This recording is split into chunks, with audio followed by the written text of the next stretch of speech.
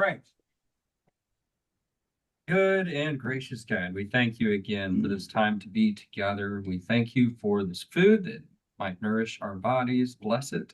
Bless all the hands involved in bringing it to our table. Bless our time together and our conversation. God, open our hearts and our minds as we share with one another and as we read these chapters in the book of 1 Samuel. Teach us what you would have to say to us tonight, oh God. Move your Holy Spirit in and among us, and as always, draw us closer to each other and closer to you through Christian love. We pray all of these things through Christ our Lord. Amen. Amen. Amen. All right, we have just a few chapters left. Yeah. So we are in 1 Samuel 28. And we're going to start at verse 3. So remember last time we left David with Achish,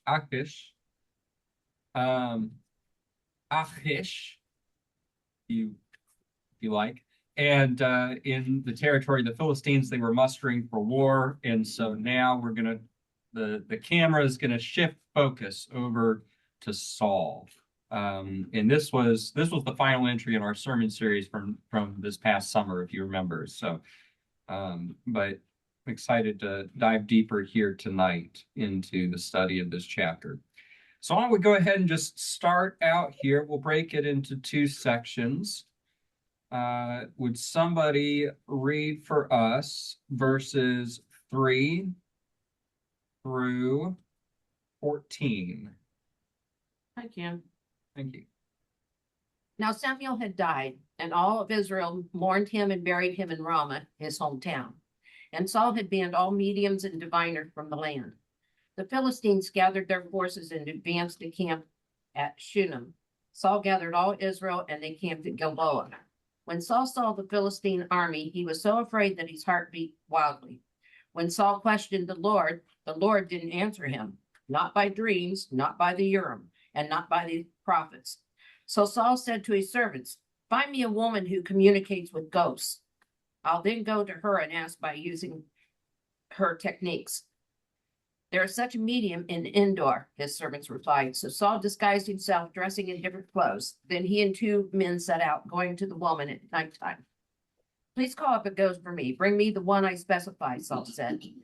"Listen," the woman said to him, "you know what Saul has done, how he has banned all mediums and diviners from the land. What are you doing, trying to get me killed?" But Saul promised to her by the Lord, "As surely as the Lord lives, you won't get into trouble for this." So the woman said, "Who do you want me to bring up for you?" "Bring up Samuel," he said. When the woman saw Samuel, she screamed at Saul, "Why have you tricked me? You are Saul." "Don't be afraid," the king said to her. "What do you see?" The woman said to Saul, "I see a god coming up from the ground." "What does he look like?" Saul asked her. "An old man is coming up," she said. "He's wrapped in a robe." Then Saul knew that it was Samuel, and he bowed low of respect and nose to the ground. Somebody like to continue there, verses 15 through 25?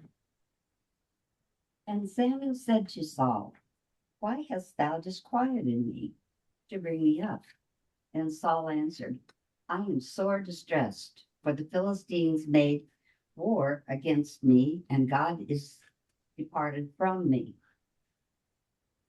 and answereth me no more, neither by prophets nor by dreams. Therefore I have called thee, that thou mayest make known unto me what I shall do." Then said Samuel, "Wherefore then dost thou ask of me, seeing the Lord is departed from thee, and is become thine enemy? And the Lord hath done to him as he spake by me. For the Lord hath rent the kingdom out of thine hand, and given it to thy neighbor, even to David. Because thou obeyest not the voice of the Lord, nor executed his fierce wrath upon Amalek, therefore hath the Lord done this thing unto thee this day. Moreover, the Lord will also deliver Israel with thee into the hand of the Philistines, and tomorrow shalt thou and thy sons be with me. The Lord also shall deliver the host of Israel into the hands of the Philistines." Then Saul fell straightway all along on the earth and was sore afraid because of the words of Samuel. And there was no strength in him, for he had not eaten no bread all the day nor all the night. And the woman came unto Saul and saw that he was sore troubled and said unto him, turn the page.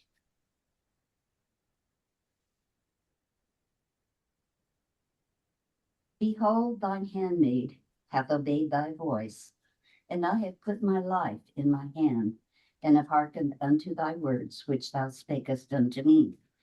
Now therefore, I pray thee, hearken thou also unto the voice of thine handmaid, and let them set a morsel of bread before thee, and eat, that thou mayest have strength when thou goest on thy way.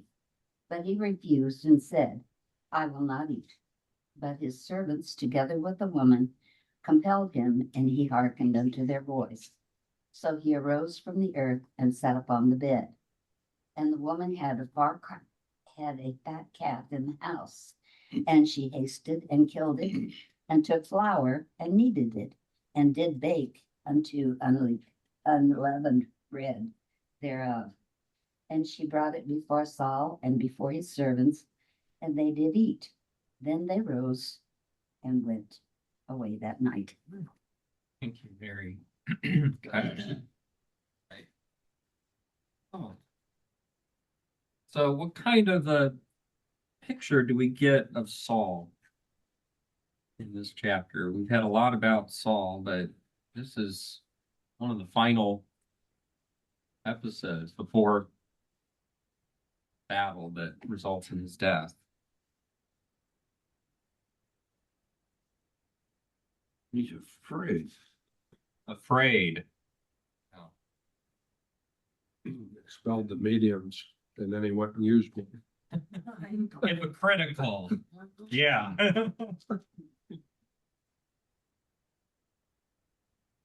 Yes. And it is odd that Samuel would come to meet him. Hmm. You know, that kind of a weird twist, that because it was against the Jewish law, wasn't it? Do you think he had a choice? I don't know. Do you think it kind of seems like, Well, it's God's plan, apparently. no, yeah, Who had a choice? Samuel. Oh, I don't think he had a choice because I think God caused this to happen. You know, medium called him up. Yeah. That's just Only God can raise the dead. right. It is, interesting that, so in verse 11, she says, who shall I bring up for you? He says, bring up Samuel for me. The very next sentence, when the woman saw Samuel. So it does not narrate any sort of, any words that she says or ritual that she does or anything like that. He asks her to bring up Samuel, and poof, there he is. So there may be some Mhm. Well, weight to what you're saying there, that she didn't actually do this. well, the NIV version says she let out a loud scream. Well, once she Well, saw Samuel, yeah. Well, it's. maybe she wasn't probably- expecting it to work. He probably sat back and said, wow, I didn't realize it worked. Never saw it ever before. This is more authentic than. She didn't have to do any trickery to make it happen. Yeah. Why is it though? And as soon as she saw Samuel, she cried out with a loud voice. And the woman spoke to Saul, saying, why have you deceived me? For you are Saul. How did she all of a sudden recognize Saul? Yeah, that was a question I had too. God opened her eyes. The only thing, well, either that, or the only other thing I could come up with is that maybe she didn't know, well, he was disguised, right? Yeah. But maybe she recognized Samuel. And she knew Samuel and Saul go together. Yeah. That's the only other thing I can think of.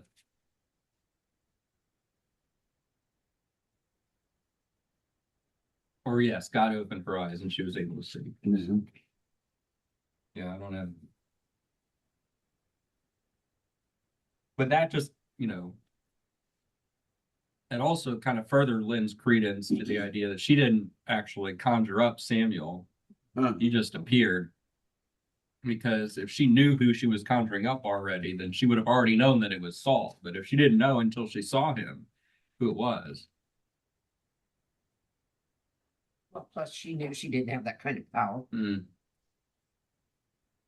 bring somebody back from the dead. You know, but those mediums and people like that, they're nothing but confidence people. They're con artists. Well, they apparently were in wide use. Well, still astrology has are. always been around, and people have always gone to somebody who's, I mean, the Greeks did it, the Romans did it, Hitler did it. I mean, a whole bunch of people have done it. And they're flim-flam people that will go to a medium and they'll take you so far and as well, come back, time's up, come back next week or something. And they just suck you in. And I think No. there is, sort of a, there seems to be a temptation or a need by a lot of people to know what's coming next. And that seems to be where Saul is here too, he wants to, the only one that's ever been able to tell him God's plans is Samuel. Samuel's dead and gone. So he needs a medium to bring him back because he doesn't have any other recourse. That what my commentary pointed out was he didn't have any other priests to turn to. He killed them all. And remember? And the only one that survived ran off to David. Yes. So he doesn't have anybody. He doesn't have any way to consult God. Every time that he needed, advice, he would go to Samuel, or he would use his priest to consult God. He doesn't have anybody. And God doesn't pay a whole lot of attention to him. And his own efforts are not working, right? It says here, Right. Saul inquired of the Lord did not answer him.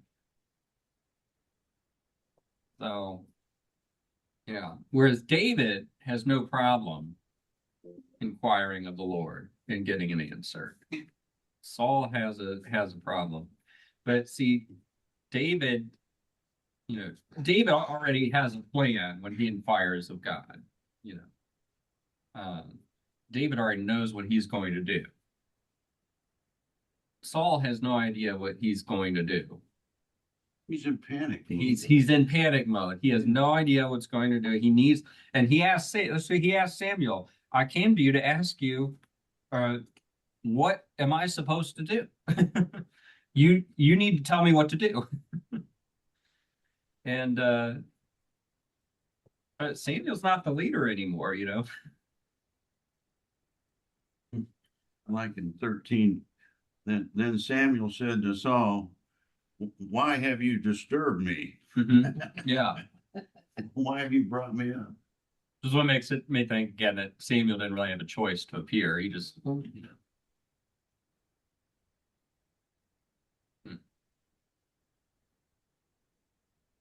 I think so, yeah. Along that, why have you disturbed me? I mean, Samuel was probably in paradise enjoying things that we probably can't even begin to imagine. And, when Jesus raised Lazarus, he wept. And I don't know if he wept because of the disbelief of his own people, or he wept because he called Lazarus back from paradise, or both.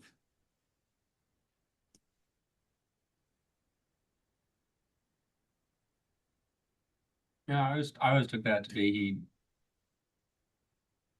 he was human, and even though he knew, he was about to call Lazarus back from the dead, still the pain of death still got to him. It's just like when we have a funeral, and even when we know where they are, it still hurts.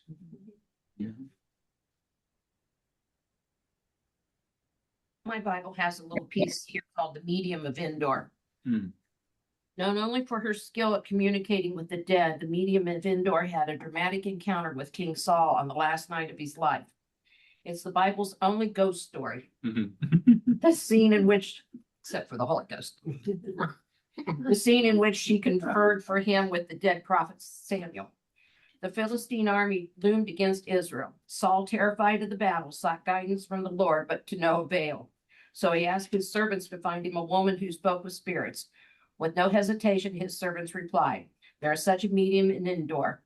Saul went to her home at night and in disguise, because consulting a medium was a dangerous and willful transgression of covenant instruction.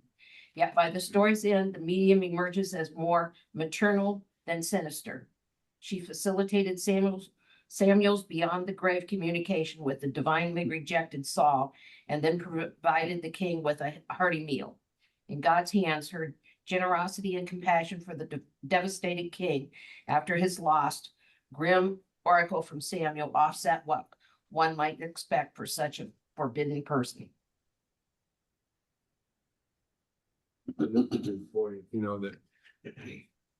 that's going all out to slaughter a fatted calf for, It's living in her house. the. Of course, that hospitality was. Yeah.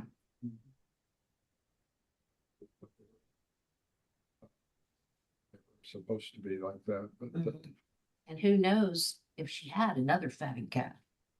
Could have been her only one, and she gave it for him to eat. of course, if he had survived the battle, he would have been, she would have been a favored person with the king, I suppose, too. So maybe it wasn't so. It could have been self-serving for all we know. My commentaries talks about her. It says an introductory word must be said about the woman in this story. She is a necromancer whose practices were consistently forbidden in Israel as inconsistent with the worship of Yahweh. Translators have often labeled her a witch. It is a term that carries dark and sinister connotations and is not at all specific to the actual meanings of the terms used in the story. Older commentary on this text often vilified her, even suggested that she was somehow responsible for leading Saul astray in his final hours. Yet in the context of a careful reading of the story, this unnamed woman is a person of courage and compassion. Her vocation may not be compatible with the worship of Yahweh, but she is intended in her strength and caring to be a contrast to the weak, pathetic, and unfaithful Saul. The story intentionally compares this so-called king to this forbidden woman and finds Saul the loser in this comparison.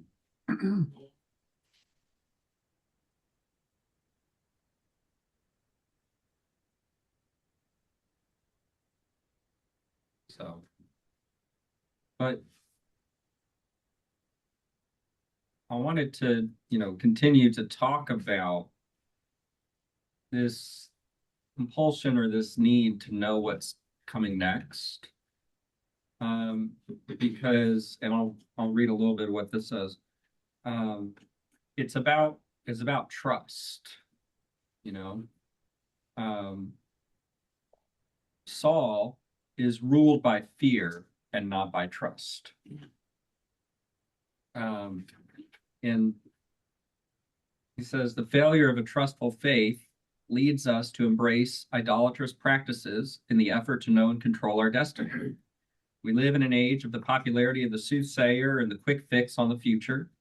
Horoscopes may be mere entertainment for some people, but are taken very seriously by others as daily guides for living. Bestseller lists regularly carry titles that promise to make ancient secret knowledge available to modern readers. Psychic hotlines peddle their wares regularly on late-night television. Radio and TV evangelists urge us to purchase their explanations of biblical prophecies that will supposedly make clear the course of future events. There seems to be an unending stream of new corporate management systems, and the church is often tempted to adopt the latest as the means to congregational growth and success. Some of these examples may be empty hoaxes, while others misapply useful tools. All risk becoming idolatrous substitutes for openness to the future God is bringing. These and many other modern systems and devices tempt us to seek knowledge and control of our future as a substitute for trustful receiving and responding to the future. Like Saul, we often want certainty in advance.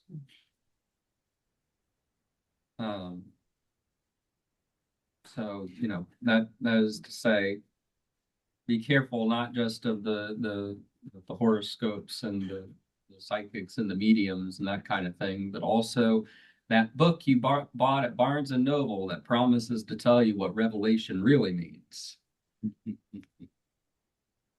Because I can tell you there's been 1,000 different interpretations of Revelation, Mhm. and I can tell you there's been 2,000 different predictions of the day of the Lord. Not one of them has come to pass.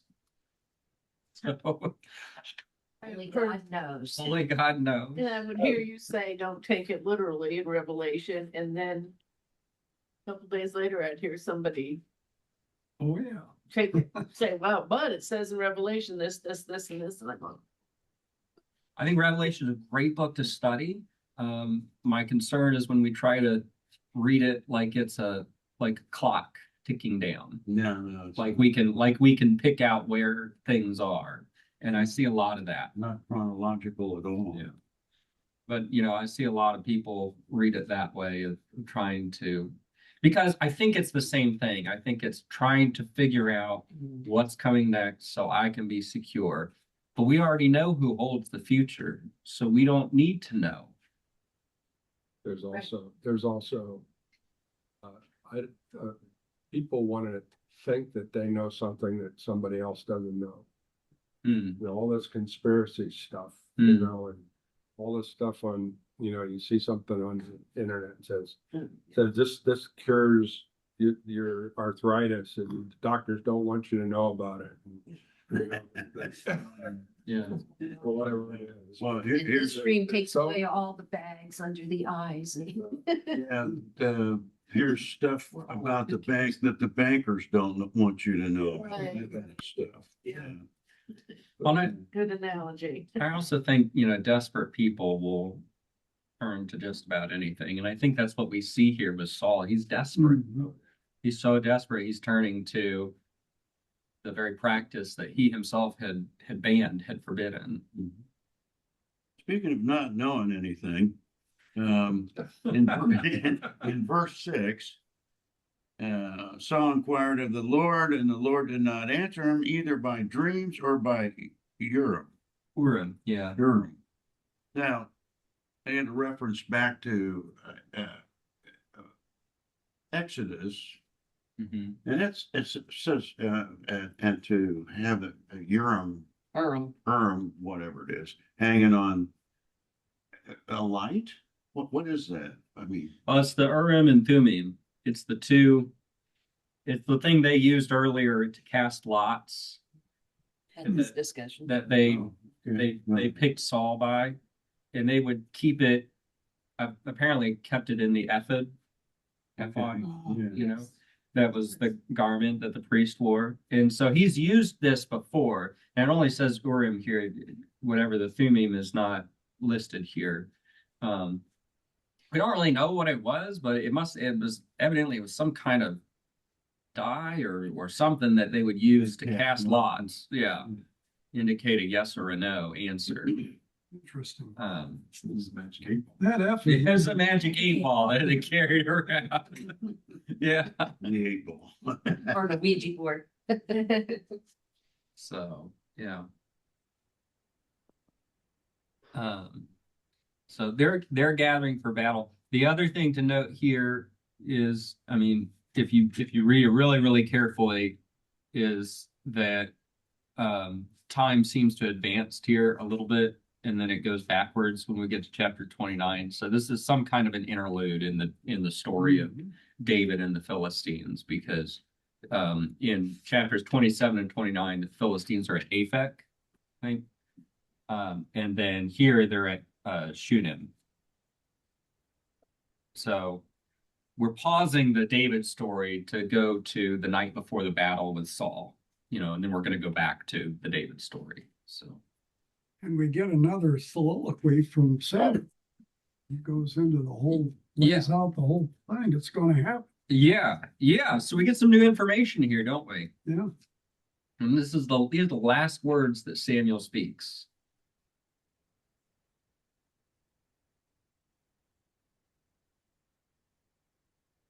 He's done just as I said. Some of this is kind of word for word from chapter 15, but we got some new stuff here. In verse 19, it's interesting. He says, therefore tomorrow you and your sons will be with me. Mm. All right, but wasn't easy to hear. Yeah.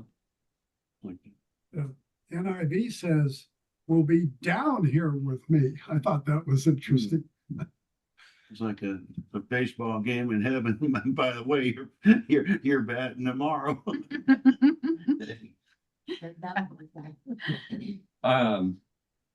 Yeah. At this point in time, the Israelite concept of the afterlife was Sheol, Mhm. existed underneath the earth. Mhm. So yeah. The middle heaven. So yes, it's not hell. When he says down here with me, he's not saying, yeah. There's a popular tradition that when Jesus died on the cross, he actually descended into Sheol and grabbed all of the souls that were there that were believers and brought them with him into heaven. You know, all the people like Samuel and Jerry had a picture like that in his, in that big old Bible, I forget what he called it, but yeah, he had all those old plates in that big old Bible. Mhm. Did they believe in hell or opposite of Sheol? No, everybody went to Sheol.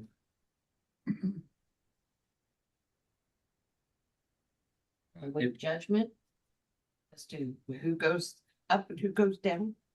I think, their concept of the afterlife was just, It was a holding tank. I imagine it much the same as like the Greek underworld, Yeah.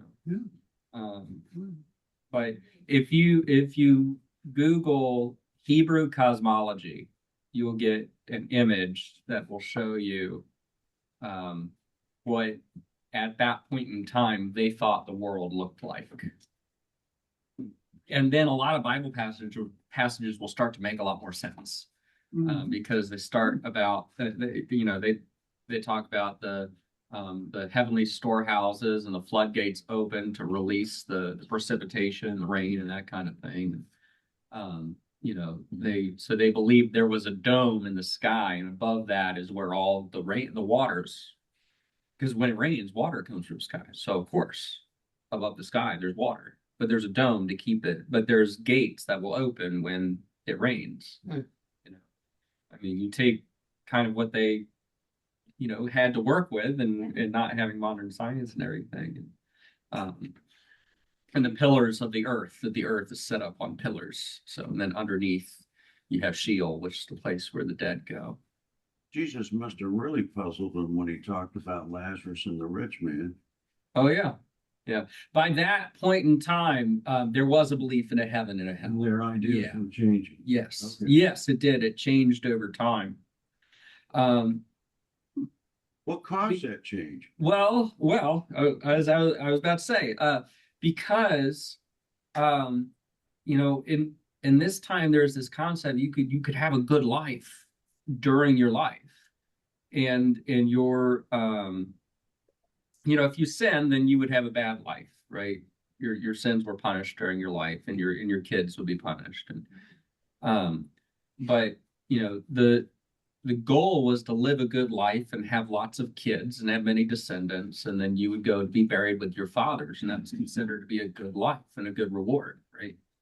Then the exile happened, and it was so painful. I mean, such unimaginable. I mean, there was no hope for a good life. Mhm. That the prophets began to speak of, and that's when you get Daniel, right? And you get the prophets speaking of this future day, this time when God will right all wrongs and will vindicate Israel against its enemies, and where the wicked will everything will be made right,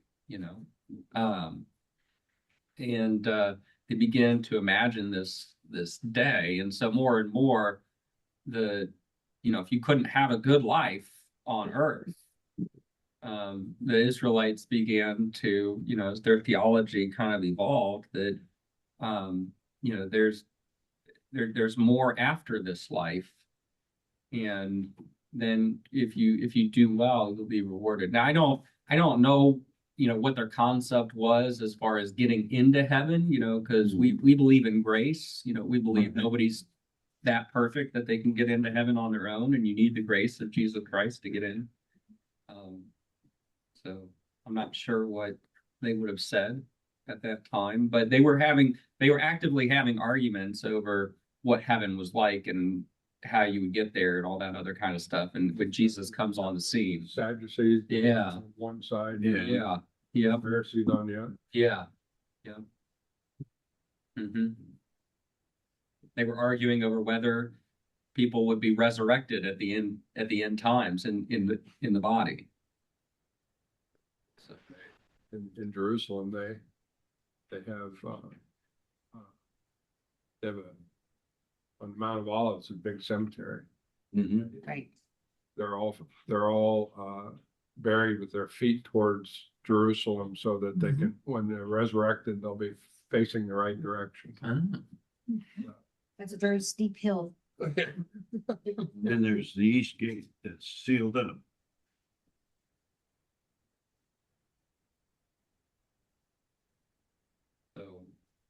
So I that's kind of the evolution of their thought. Now, as to what really is, I take an I don't know, but I trust the one who does stance.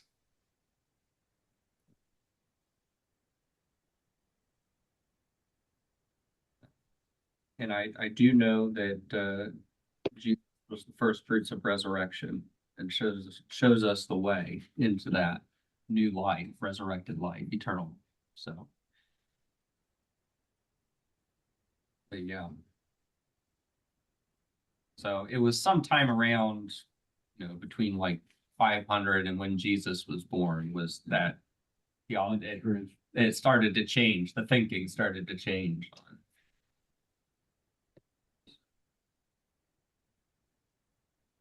But in any case, Samuel comes up, gives this speech, and Saul's main problem is that God is not with him, as he understands it.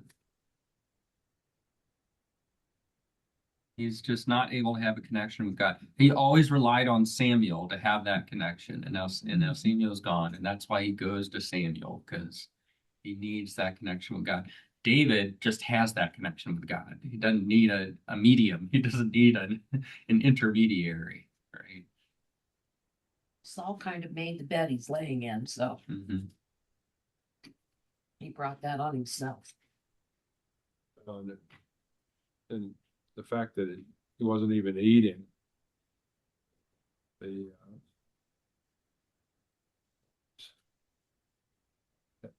poor mental health. He was just told he's gonna die tomorrow. But before that, Yeah. he hadn't been eating. I mean, he's been just so worried that he can't even eat. I mean, I think he is somebody who's just, somebody who's just so driven by fear and anxiety. I mean, there's people even today who are just overcome with that, and that's what he reminds me of, is people who are just all consumed with anxiety and fear, and I think it is, going back to the whole trust thing, and there are people that want to know everything, but then sometimes when you find out, it isn't what you wanted to hear. I mean, right? Like, oh yeah, like, yeah. like, you're gonna die tomorrow. I'm not so sure Saul really wanted to be king though. Mm, You know, he kind of got picked because the Israelites wanted a king. mhm. And so God said, okay, well, we'll anoint Saul. And just because he was, I guess, the tallest of them or something, you know, so Saul never really seemed like he really wanted to, he enjoyed the position. He enjoyed the position, but he didn't seem to like having to deal with being in that position. And, or had the confidence to do it. You know, and maybe because he was kind of thrust into it.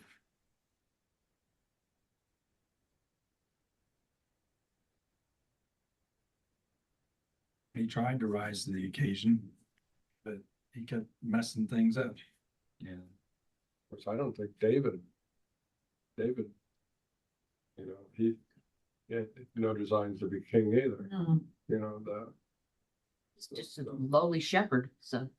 Sometimes I think that's how we should pick our president, like, you know, let's not pick anybody that wants it. Good idea. Yeah, there's something to be said for that, because I think when I was asked to be potentate of a land, which it's a big job, Mhm. it's a big organization. And I just sat there and I said, "Ooh." I said, you want the whole enchilada here? I don't know. And we talked about it. And I think We those, walk miles on the those beach. people that are a little reluctant to take a job because they know what's involved with the job and the responsibility that goes with it, I think are some of the best people. Other than the one that just wants a job so they can have the position. Yeah, power, yeah. There's not a whole lot of power to it, believe. I was talking about being king. I mean, Hey, potentate has a great rhythm and range. Yeah, yeah, certainly, you know, by the time David comes around, it seems like he's just not willing to let go of that, Yeah. no, position. I was like, you know, when I said my sermon, he reminds me of the, you know, Elsa from, the Indiana Jones Last Crusade, just reaching for that grail. She can't let it go. And she ends up falling in the crevice. Yeah. Well, Saul enjoyed it to the point where he wanted to make sure it went on to his son, Jonathan. Jonathan That had let already- it go. Yeah, it had already been decided that that's not what was happening. Yeah. Speaking of this, the last thing I want with this chapter to point out was when she said, an old man is coming up, he's wrapped in a robe, and then immediately Saul knows it's Samuel. It's like, what's that about? Commentary points out that robe is important. Remember, the robe signifies royalty, and Samuel with the robe, remember his mom would bring him a new robe every year. She'd go up to the temple, she brought him a new robe. And so throughout this story, the robe has had a lot of parts to play. Jonathan gave his robe to David to signify the transfer of power. Samuel, or rather Saul, had ripped Samuel's robe, and then David ripped Saul's robe. So so it wasn't the old man that made him say, oh, it's definitely Samuel. It's the fact he was wearing the robe that caused him to recognize him. So. Anything else on chapter 28?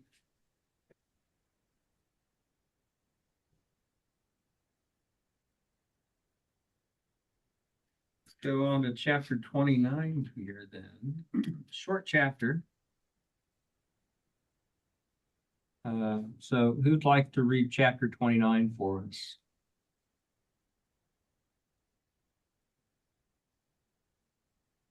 The Philistines gathered their whole army together at Aphek.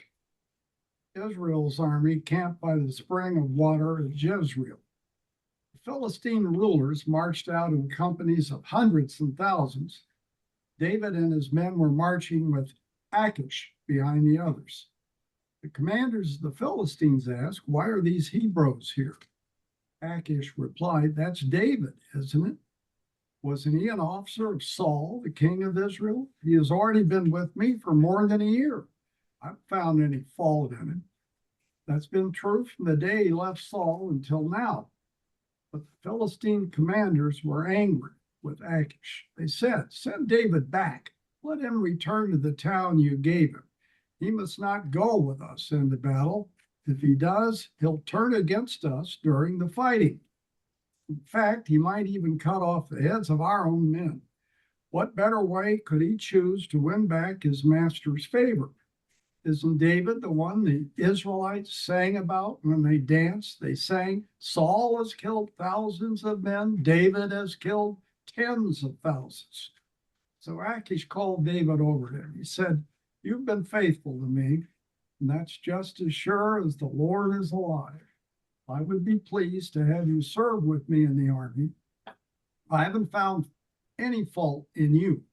That's been true from the day you came to me until now. But the Philistine rulers aren't pleased to have you come along. So go back home in peace.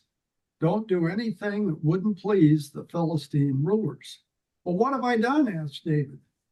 What have you found against me from the day I came to you until now? Why can't I go and fight against your enemies? After all, you are my king and master. Achish answered, you have been as pleasing to me as an angel of God. But the Philistine commanders have said, we don't want David to go up with us into battle. So get up early in the morning. Take with you the men who used to serve Saul. Leave us as soon as the sun begins to come up. So David and his men got up early in the morning. They went back to the land of the Philistines, and the Philistines went up to Jezreel. Okay. All right, thank you.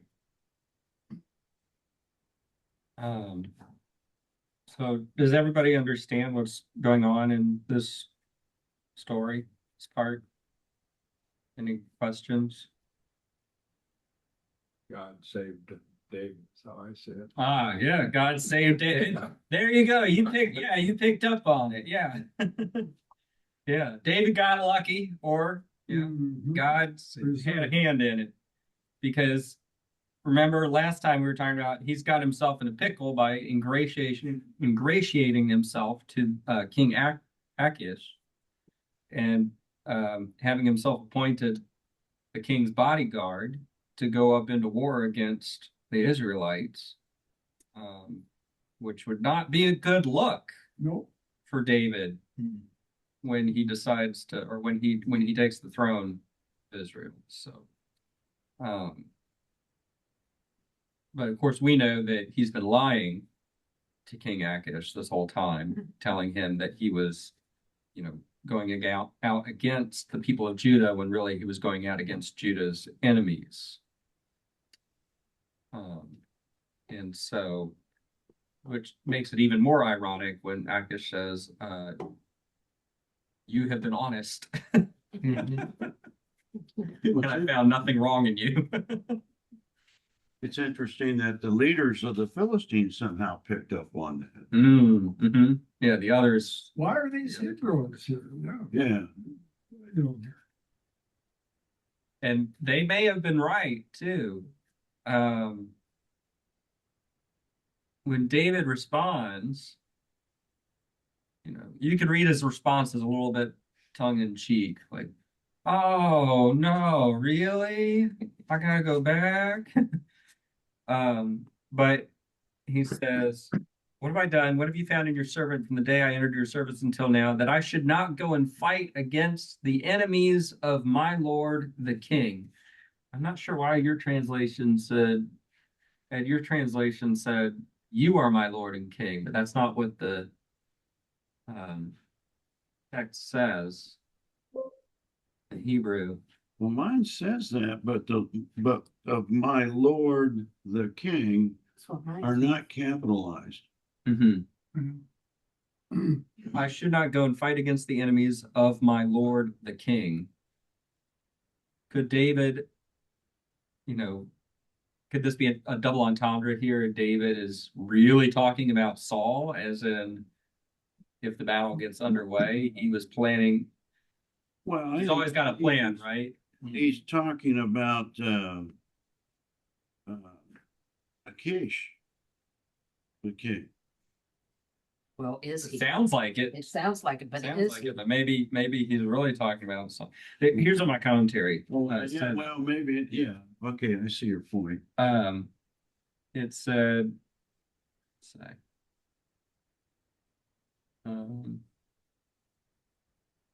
yeah, many have suggested that David's final phrases have an intended double meaning. When he expresses the desire to fight against the enemies of my lord the king, he does not name the king.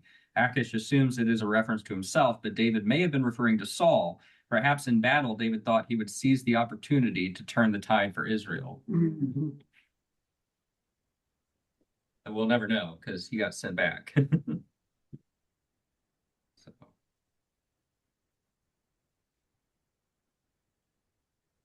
yeah.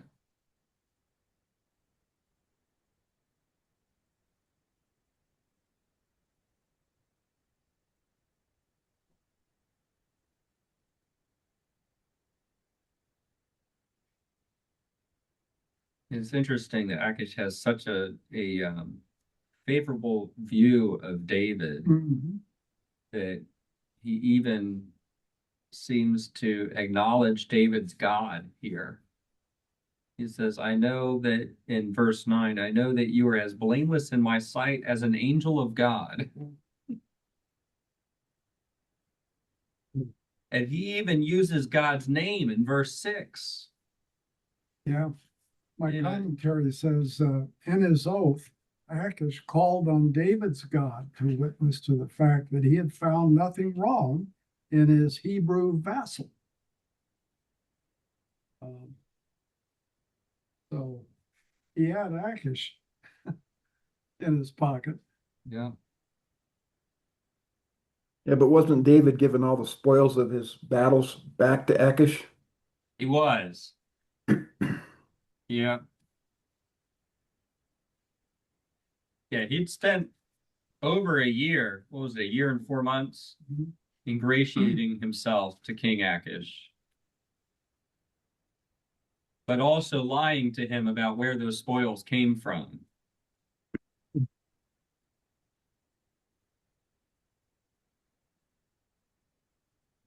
So that he could live in the land without being questioned.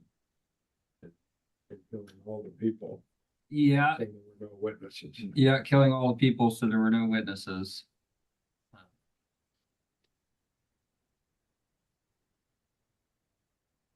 Yeah.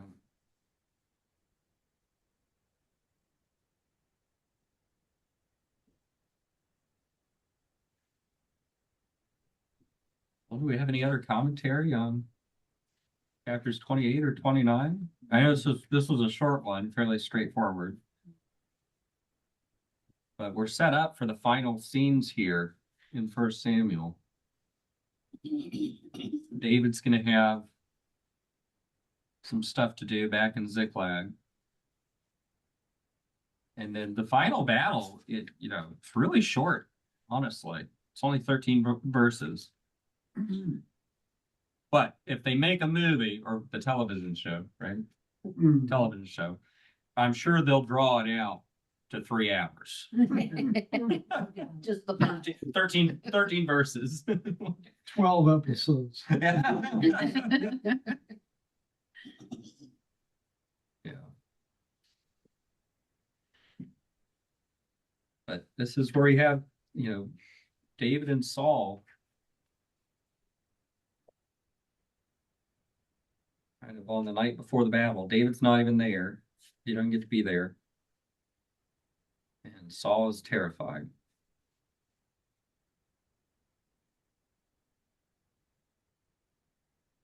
So, what do we think so far about just kind of next week's our last week, but what do we think about the book of First Samuel? Was there some things that you learned that you didn't know, or anything in particular that really stood out to you that take away from the study? A lot of weird stuff. A lot of weird stories. Yeah. Had more action in it than I remembered. Mm. But then I hadn't read any of it in many years.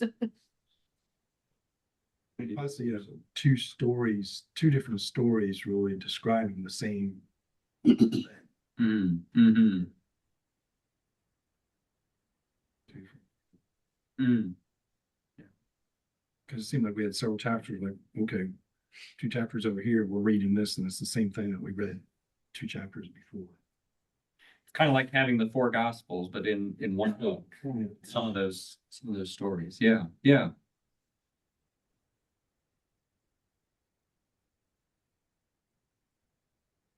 Well, if you like that, you should check out First and Second Chronicles because it retells the whole biblical story. First, Second Chronicles. So there's retelling there.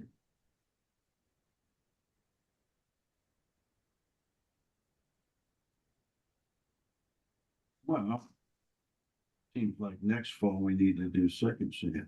Do you think so? We need to continue with Second Samuel next fall? I do.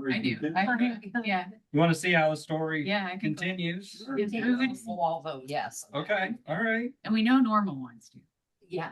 We know Normal is ready for Samuel. That's right.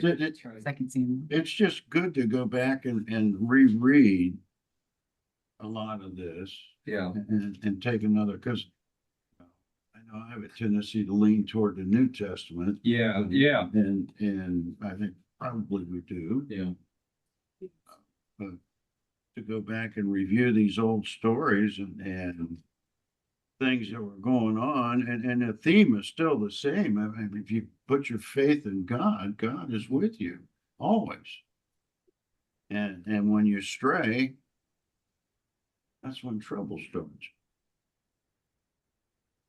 I think one thing I never really picked up on in First Samuel that was made really clear in this study is the juxtaposition between David and Saul. Just how different their stories were in their relationship with God and how they carried out in their kingship. I knew that, you know, Saul turned into this murderous, you know,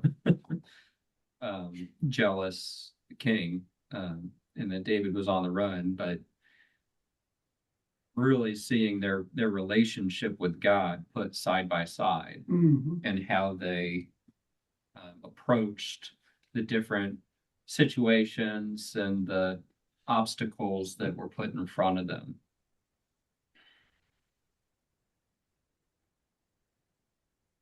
David also had some actions that he did, you know, lying to Achish, right? So he's lying to him. You're not supposed to lie about things. Yeah, he gets forgiven by it because God's using it to protect him, right? So I think there's some, you know, once, you know, I see David as a young boy coming to the front lines and taking down Goliath, and he's pretty innocent, you know, and it just, you know, he's protected the sheep, and now he's taking down the Goliath, and now all of a sudden he's elevated into this warrior, and he does some questionable things, you know, that, I mean, in the beginning, he beats Goliath, so he's this hero, and he's, you know, he's an action figure, right? Okay. You know, Superman, you know, right? And somebody that you'd think would do no wrong, and he's, you know, always said to be the man after God's own heart, but he makes mistakes, and doesn't necessarily do always the right thing. You know, lying to Achish, and there was something else earlier on. I can't remember. Well, he was going to go and kill everybody in Nabal's household. Yeah. Okay. And Abigail stopped him. Yeah. And so, you know, those type of things, and yeah, he's following God, but it's kind of pointing out, okay, David's not perfect. Nobody is. Nobody is, but even David's, you know, supposed to be has this great faith and relationship with God, but I didn't think about David having that issue until Bathsheba, right? But you see some of it kind of happening in here. Well, the other Ahead of thing time. that's interesting is that throughout all of this, through Saul's reign, David on many occasions is betrayed by Saul or doubted or shed away. But David never, David had power, but he never used it against Saul. Yeah. And opportunities. Yeah. And opportunities to get it taken. Yeah, and he, So his mission, I guess, was to hang in there and assume the throne eventually, but not to disrupt history as it was unfolded. Well, he thought he had an opportunity here Yeah. to get back in Saul's good graces, but got shot down. Or shut down. well, he was sent away. Great story. Just gotta go and defeat the Amalekites in the next chapter. Oh, that's why. Yeah. Why did it happen? Because the plot necessitates it.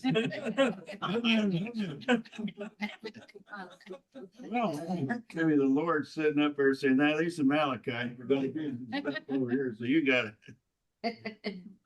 Yeah, I think, that God works with people that are not always, well, inferior.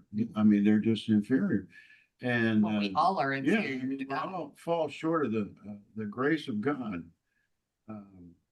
And I think, David, late in 2 Samuel, David sins and this one sinned, that one sinned, the other sinned, and they did good, but you think finally God got to the point where he said, look, he said, you gotta go down there and show these people how to live. They're not getting it, Well, we laid a great foundation for the New Testament Yeah. when grace arrives.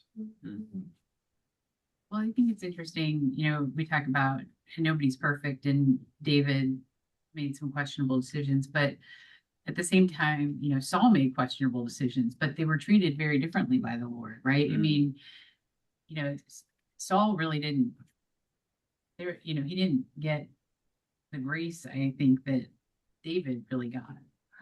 I mean, and I thought that was interesting. So when you talk about their relationship with the Lord, whether you were the chosen one or not, they were treated very differently and their actions were different. In this story, Saul is asking for God's help and not getting it. David's not asking for it, but he is getting it. Right. You know that. At least, Mm-hmm. if you just look at the story, we don't know what David was doing or Right. doing or whatever, but seems like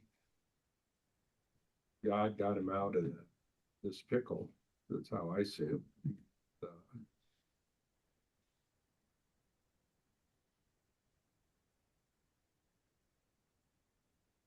Yeah, I think the seed of jealousy was planted in Saul all the way back when the people started singing that song. Mhm. It keeps coming up again. It does. It does. Yeah. It's well known throughout the land. And he just, I mean, he really, really went down the drain. He just went down the road of, It seemed like he was done for multiple times. He's still Mhm. plugging along. yeah, well, yeah, it does. It does. And I don't know. I mean, the story is told from the point of view of the Israelites, hundreds of years later, remembering David's rise to the kingship. And so it does have a very clear pro-David, anti-Saul bent, but we also don't know a lot of the ins and outs of Saul's day-to-day, how he comported himself as king. You know, we know his, we know what's reported here, the stories that are reported here, and how he kind of descended into madness and going after David. But other than that, we really don't know if he was a good king or not. I think there are some stories in here where it kind of helps us to see that maybe he wasn't the best with, hesitating to make important decisions in a timely manner that. But he had to invent the wheel. He was yeah, you're right. So he was the first one in that The position. whole idea of being a king was something. Right. That's right. Yeah, training. There was no system set up. There was no pomp and ceremony and all that stuff. It did just. Yeah, So, so yeah. I say he was kind of thrown into the position. Mhm. Yeah. So you could definitely, I mean, you definitely have some sympathy for Saul, I think. Now, I think there was a point where he lost my sympathy. There was kind of a point of no return for him. He let his jealousy just get ahead of him. Obsessed on it. Samuel he didn't like the idea of kings at all. Oh, no, not at all. But his sons weren't doing such a great job either.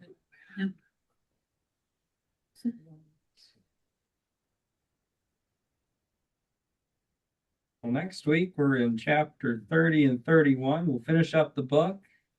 And typically we do a potluck on our last week together. Right. We want to come last year we came 30 minutes early and we were sitting around for like 15 minutes after eating. So let's do 15 minutes, 6:45-ish. And we'll start the Zoom at 7. But y'all are welcome to come in person if you want for our potluck, for our party, but or make a dish there and eat it in front of us that we can't have, and so we'll do that. Everybody bring something to share, 6:45 here, and we'll start the study on Zoom at 7 and here in the room at 7, and we'll conclude with 1 Samuel. And I'll think about doing 2 Samuel next year. I like to bounce back and forth, but we can go to 2 Samuel next year.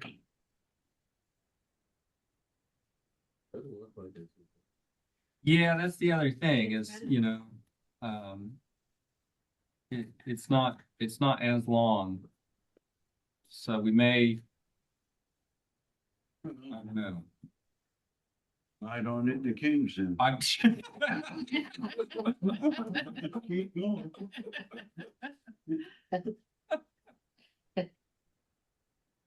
Did we do Kings? had not done Kings. Okay, that was my other Bible study. Okay. I was gonna say, that sounds familiar. We've done, in this class, we've done Genesis. We've done the Minor Prophets. That was a fun one. And We did the book. we've done John. That was the first book that we did. We've done John. We've done Matthew. We've done we did Job during COVID over Zoom. And we did the what are called the Catholic epistles, like James and Peter and then what else? We did Corinthians. We did 1st and 2nd Corinthians. Remember this.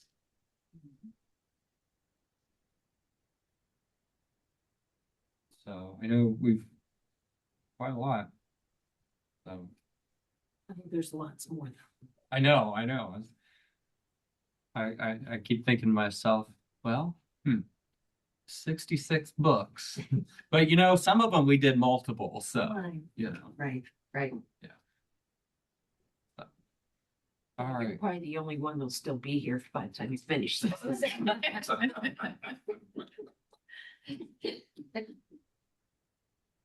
We'll we'll see how far we can Making a get. prophecy, careful. I think I'm stating a fact. Thanks. All right, well, do we want to do prayer concerns for tonight?